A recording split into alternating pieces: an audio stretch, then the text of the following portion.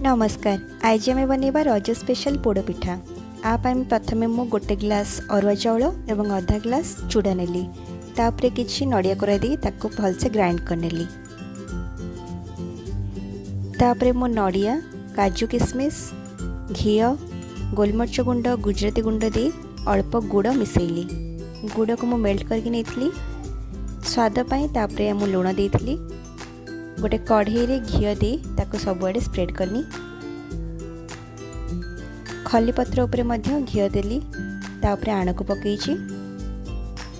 ताको मो निज अकॉर्डिंग नड़िया एवं चेरी दे गार्निश कली।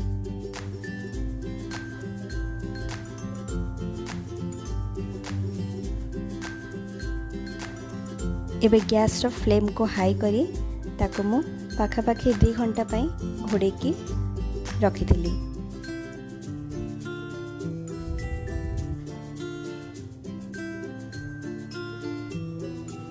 जदियो मु प्रथम थर पई निज हाथ रे पोड़पिठा तैयारी करथिली, टेस्टटा किंतु भल थिला। रहिली, देखाबा नेक्स्ट वीडियो रे।